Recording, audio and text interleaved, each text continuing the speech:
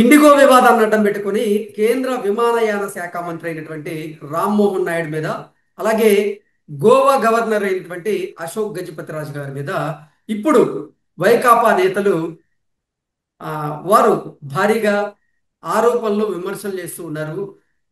Rammohan నాయుడునేమో reels మంత్రి అని, అలాగే అటు అశోక్ గజపతిరాజు గారినేమో అగ్గిపట్టి మంత్రి అంటూ వైకాపాలో ఉన్నటువంటి కొంతమంది కీలకమైనటువంటి నేతలు కమెంట్స్ చేస్తున్నటువంటి నేపథ్యంలో దీని మీద మనం పూర్తి స్థాయిలో విశ్లేషణ చేస్తున్నాం. ప్రస్తుతం మనతో పట్టినారు ప్రముఖ రాజకీయ విశ్లేషకులు, ప్రముఖ సీనియర్ జర్నలిస్ట్ డివిఎస్ గారు. వారితో మాట్లాడారు.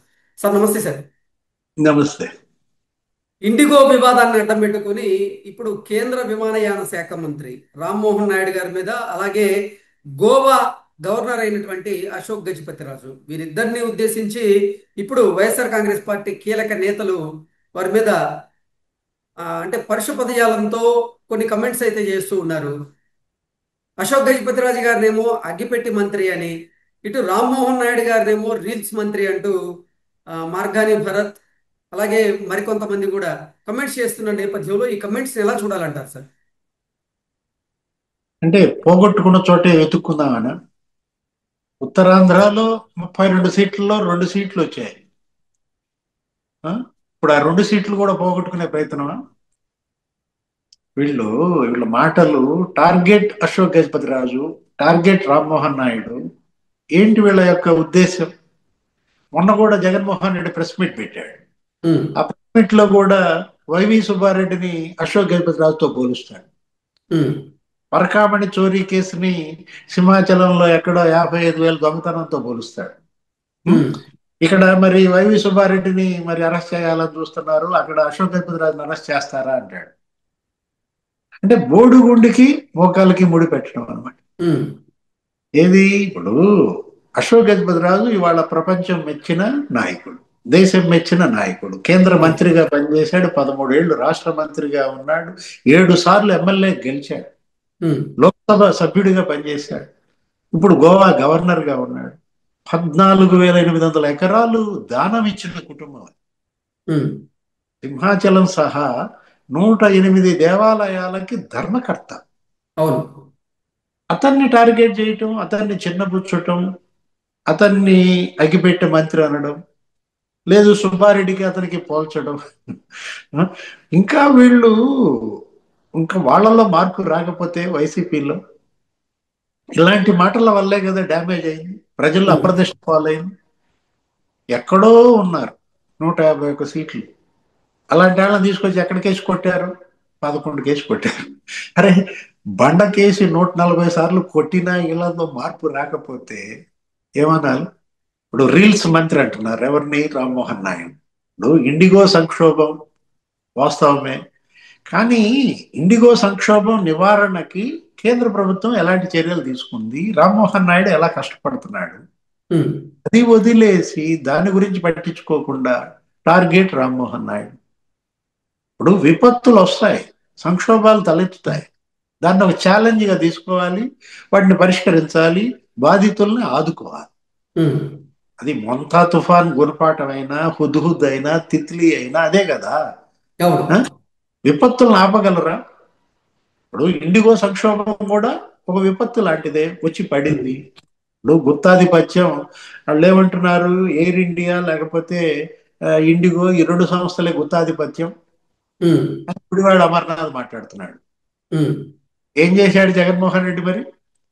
5 ఏళ్ళు సీఎంగా ఉన్నాడు, 33 మంది ఎంపీలు ఇచ్చారు. మరి 33 మంది ఎంపీలు మాట్లాడారా 5 ఏళ్లలో దీని గురించి పార్లమెంట్ లో? ఓకే. మీకు అవకాశం ఇచ్చినప్పుడు ఎందుకని దీని గురించి మాట్లాడలేదు?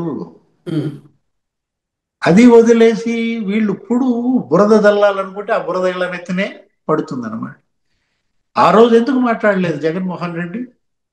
ఇదేంటి మరి ఎయిర్ ఇండియా లేకపోతే ఇండిగో, ఈ రెండేనా ఇంకా రావాలి విమానయాన సంస్థలు?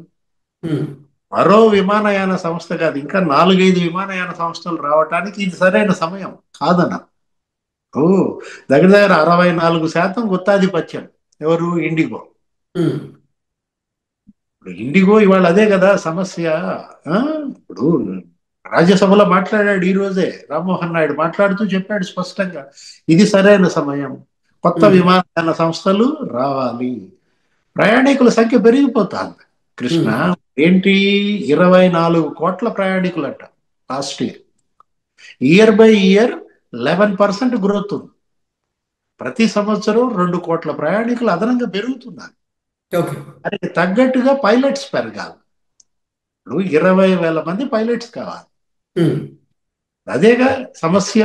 ఏది, అవును. ఇప్పుడు డీజీసీఏ ఆ నిబంధనలు పాటించకపోవడం వల్ల తలెత్తిన ఉపద్రవం.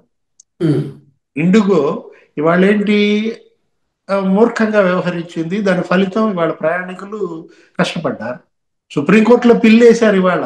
సుప్రీంకోర్టులో పిల్లేస్తే ఏమని చెప్పింది సుప్రీంకోర్టు? కేంద్ర ప్రభుత్వం అడ్రస్ చేస్తోంది. ఉమ్, అక్కడ కేంద్ర మంత్రి రామ్మోహన్ నాయుడు పనిచేస్తున్నాడు. ఉమ్, వారు బ్రహ్మాండంగా వాళ్ళ పనికి మనం ఎందుకు ఆటంకం కల్పించాలి? ఇది పిల్లు వేసే సమయం కాదు. ఉమ్, ఈ పిల్లు ఇప్పుడు విచారణకు స్వీకరించే సమయం అంతకంటే కాదని మరి సుప్రీంకోర్టు గడ్డి పెడితే ఏంటి ఈ మాటలు, ఏంటి ఈ మాటల వల్ల ఏమైనా ఉపయోగం ఉండేదా? ఉమ్, ఇవాళ లగేజీ ప్రయాణికుల్ని 50% పంపేశారు. దగ్గర దగ్గర 4,500 బ్యాగులో ఏమో వాళ్ళ గమ్యస్థానాలకు చేర్చేశారు. ఇంకా సగం ఉమ్, ఏమో చేర్చాల్సి ఉంది. రిఫండ్ చేశారు ప్రయాణికులకి 850 కోట్లు ఏమో ఇవాళ ప్రయాణికులకి డబ్బులు రిఫండ్ చేశారు. ఇప్పుడు ఇది 8,56,00,000 టికెట్స్. ఉమ్, ఇదిగో, మరి ఇప్పుడు 3-4 రోజులుగా ఈ సమస్య పరిష్కారానికి మరి జరుగుతోంది కసరత్తు. మనం చూసాం. ఇవాళ 500 సర్వీసులు, నిన్న 650, మొన్న ఉమ్, 800. రద్దయిన సర్వీసులు ఎలా తగ్గించుకుంటూ వస్తున్నారు. రోజు రోజుకి 150 సర్వీసులు పునరుద్ధరిస్తున్న నేపథ్యంలో ఇంకో 2-3 రోజుల్లో ఆ 500 సర్వీసులు కూడా పునరుద్ధరిస్తారు. ఓకే. కాకపోతే ఇది గుణపాఠం. ఉమ్, ఏది, కేంద్ర విమానయాన శాఖకు, ఈ విమానయాన సంస్థలకు కూడా, అటు ఎయిర్ ఇండియా ఇటు ఇండిగో గుణపాఠాలు నేర్చుకోవాలి. ఓకే. పైలట్ సంఖ్య పెంచాలి, ఆ నిబంధనలు పాటించాలి. పైలట్లకు కూడా ఇవాళ విరామం ఇవ్వాలి. ఉమ్, వాళ్ళు రాసిన లేఖ అదే. ఏది, ఇండిగో యాజమాన్యానికి వాళ్ళ సిబ్బంది ఏమని లేఖ రాశారు? మీ లాభాల కోసం మా ప్రయోజనాలు బలి చేయొద్దు అని రాశారు. ఉమ్, ఇది టెక్నికల్ సమస్య కాదు. ఇదేంటి, ఉమ్, ఇది ఆ, మరి మూర్ఖంగా మొండిగా వ్యవహరించడం వల్ల వచ్చిన సమస్య. ఉం? ఇప్పుడు వైసీపీ ఎందుకు మాట్లాడుతున్నారు, ఏం మాట్లాడుతున్నారు? పెట్టండి మీరు కూడా ఒక విమానయాన సంస్థ. ఉమ్, ఇప్పుడు జగన్మోహన్ రెడ్డి పెట్టచ్చు కదా, ఎయిర్ ఇండియా లాంటిదే, జగన్ ఇండియా అని ఒకటి పెట్టమను. ఓకే. లేకపోతే ఇండిగో లాంటిదే జగను అని ఒకటి పెట్టమను. ఉం? ఇప్పుడు ఇక్కడ పెట్టుబడులు, ఇక్కడ డబ్బు తీసుకుపోయి టాంజానియాలో పెట్టడం ఎందుకు, దుబాయ్లో పెట్టడం ఎందుకు కంపెనీలు? ఉమ్, మనం చూసాం కదా. ఎవరు, చెవిరెడ్డి భాస్కర్ రెడ్డి, పెదిరెడ్డి రామచంద్రారెడ్డి, మిథున్ రెడ్డి, వీళ్ళందరూ ఎక్కడ వ్యాపారాలు చేస్తున్నారు? సౌత్ ఆఫ్రికాలో. ఎందుకయ్యా, ఆ ఉమ్, రెడ్డిస్ గ్లోబల్ ఎయిర్వేస్ అని ఒకటి పెట్టండి. ఓకే. ఇప్పుడు మద్యం తయారీకి పెట్టారు కదా కృష్ణ, ఏంటి ఉమ్, దాని పేరు? రెడ్డిస్ గ్లోబల్. సరే. ఇప్పుడు అనిల్ రెడ్డి, ఆ, సునీల్ రెడ్డి, ఇప్పుడు జగన్మోహన్ రెడ్డి బ్రదర్స్ ఉన్నారు కదా, వాళ్ళు పెట్టాల్సి ఒక విమానయాన సంస్థ. రెడ్డిస్ గ్లోబల్ అని పెట్టండి, ఎవరు కాదన్నారు? ఆ? ఇక్కడ ఏంటి, ఇప్పుడు జగన్మోహన్ రెడ్డికి అవకాశం ఇచ్చినప్పుడేమో అతను సద్వినియోగం చేసుకోలేకపోయాడు. ఉమ్, ఇప్పుడు వచ్చినటువంటి ప్రభుత్వం వీళ్ళు చేస్తున్న పనులు ప్రజల్లోకి బలంగా ఎక్కడ ముద్ర పడతాయో అన్న ఒక దుగ్ధతో రామ్మోహన్ నాయుడిని టార్గెట్ చేస్తున్నారా? ఓకే. అశోక్ గజపతి రాజుని టార్గెట్ చేస్తున్నారా? ఇప్పుడు మ్యాచ్ బాక్స్ మంత్రి, రీల్స్ మంత్రి అన్నంత మాత్రాన వాళ్ళ విలువ ఏమన్నా పడిపోతుందా? ప్రజలు మెచ్చిన నాయకులు వాళ్ళు. అవును. మీరు కూడా ప్రజల యొక్క మెప్పు పొందే ప్రయత్నం చేయాలి కానీ, అబ్బే వీళ్ళకి అదేం పట్టదు. వీళ్ళేంటి, పతనం పతనం పతనం, ఇంకెంత పతనం అవుతారా నాయన? పతనం ఉమ్, చివరికి వెళ్ళిపోయారు. Okay. Okay sir, thank you so much.